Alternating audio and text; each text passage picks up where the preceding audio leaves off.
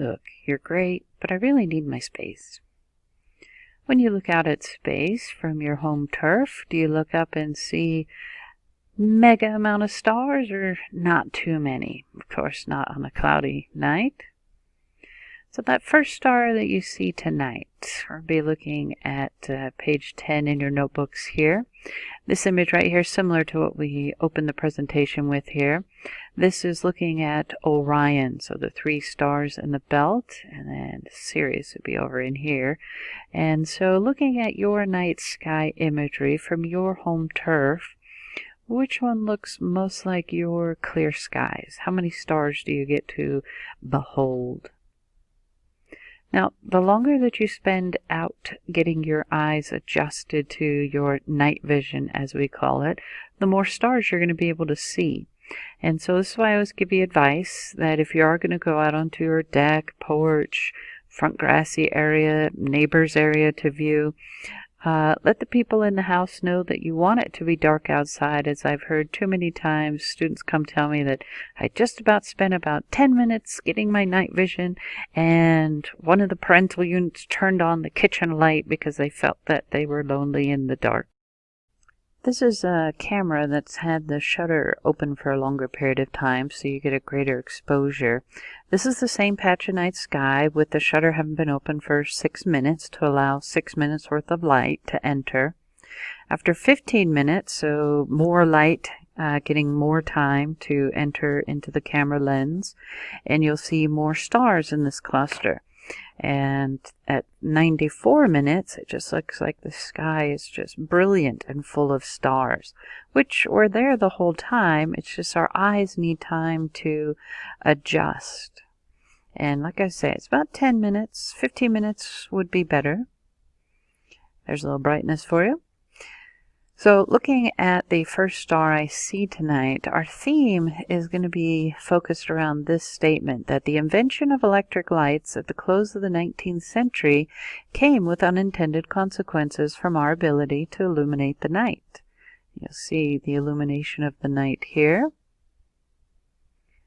I often will get this sent in an email, or someone will comment and text and say, "Hey, did you see the picture of the Earth that was taken last night?"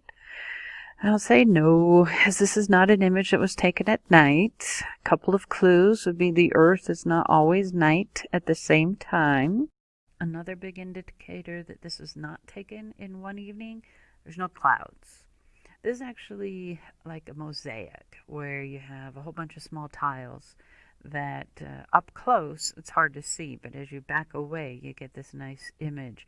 And so what astronomers have done is taken images from satellites and cosmonauts, astronauts aboard the International Space Station, and when they have a section that is clear of cloud coverage, they'll log that latitude, longitude, and this image took about 7 or 8 years, I think it was, to compile and get this beautiful Earth at night image.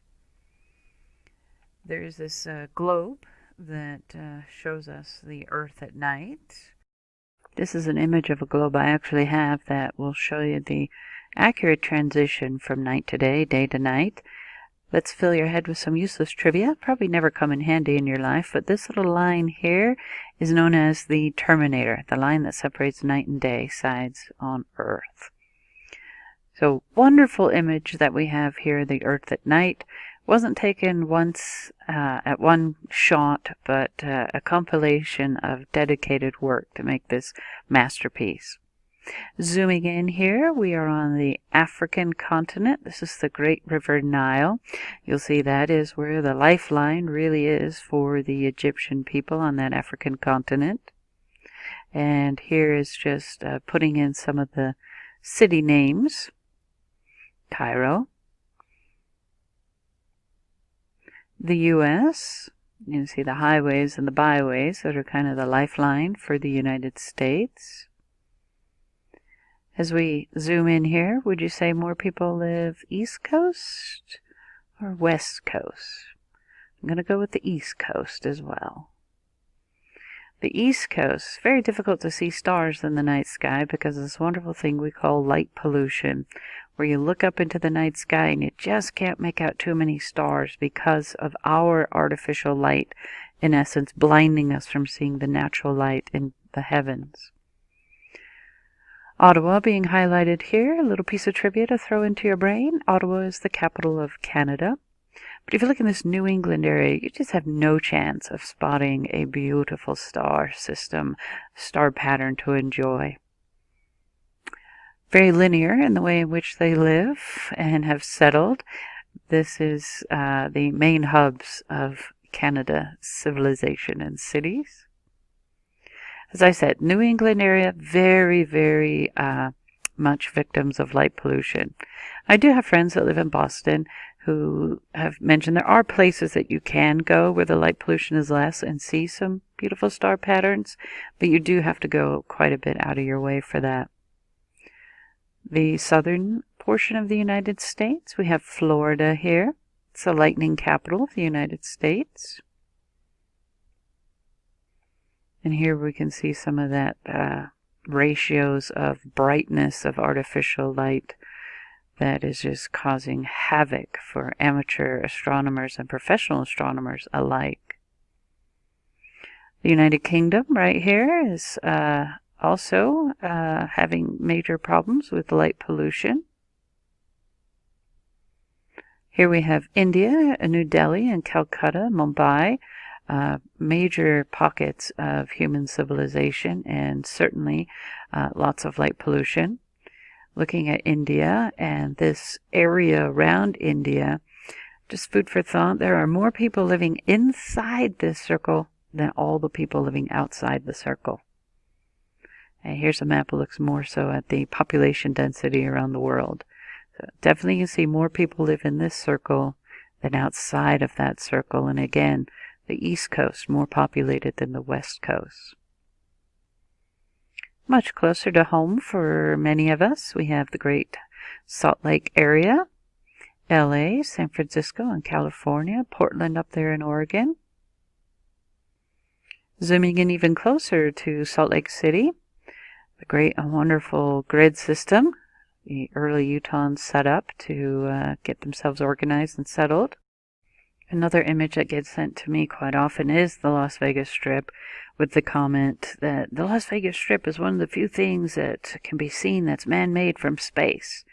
Well, let me put the kibosh on that as we look at this next image taken from space, where we are seeing guano-stained ice. I just found out that guano is not a country. Guano is poop. So if you can see poop from space, I'm not usually too thrilled we can see a big old lighted Las Vegas Strip.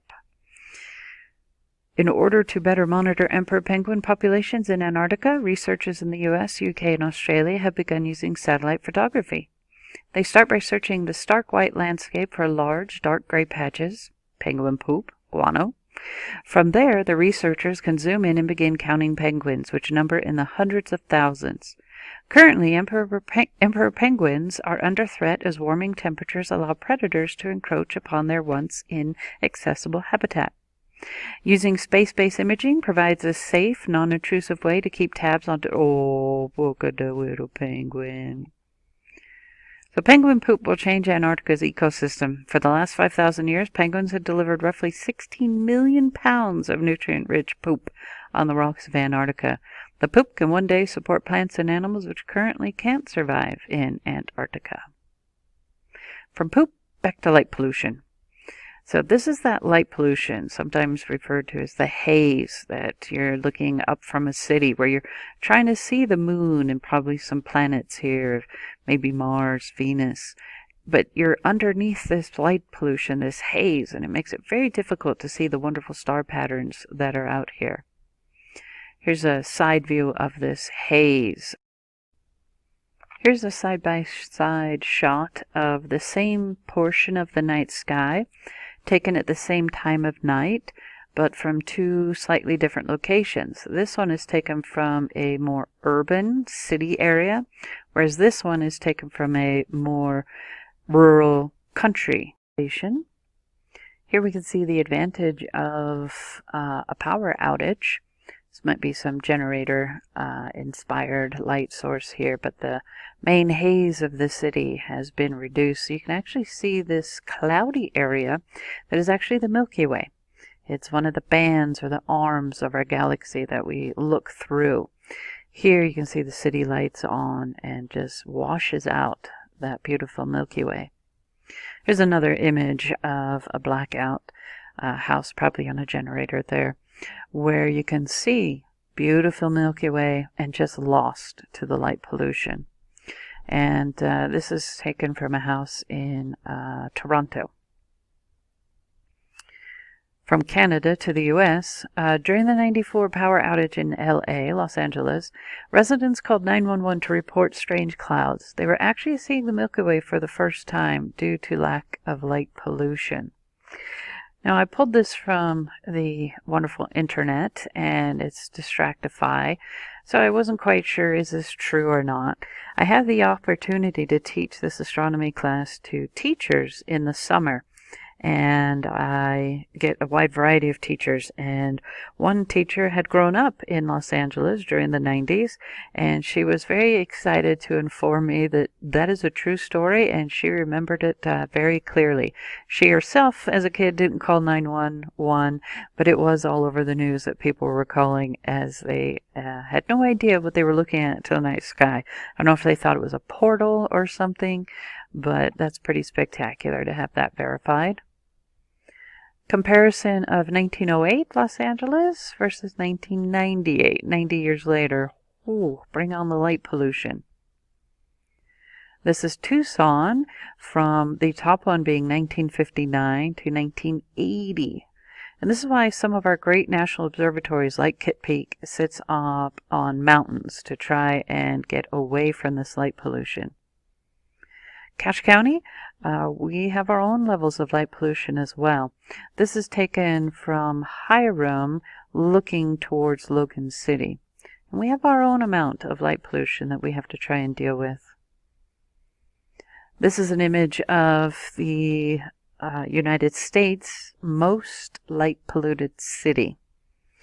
And you are looking at the famous skyline of Chicago. Chicago is the most light polluted city for the United States.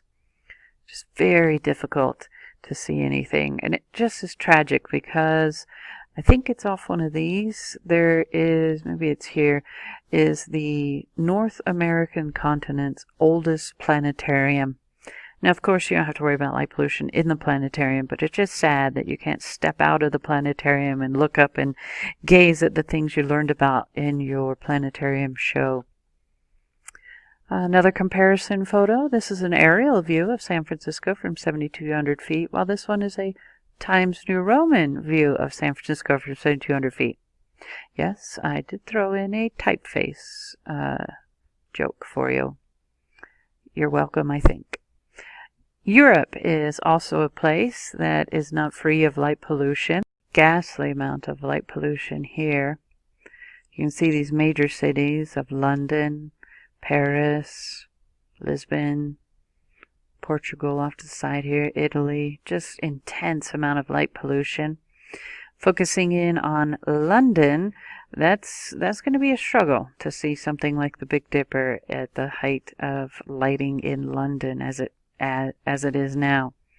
Now, even though Europe is not free from light pollution, they have been much more active in reducing light pollution. Now, not so much for the astronomical benefit, but more energy efficiency and just not being wasteful with the light. So they have been very productive in the last decades of reducing light pollution.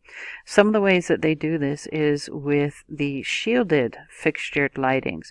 Only project the light where you need it. If you're walking along in the evening heading to the car park, to the parking lot, you just need the lights on the ground. You don't need to look up and go, oh yeah, someone is still working hard late into the evening. So just like the path that is needed. Here you can see a fire station where you have the unshielded lights with the shielded lights. A fully shielded lighting at an airport. I would imagine the pilots are very appreciative of that. Back in the day, ATMs had their own freestanding buildings.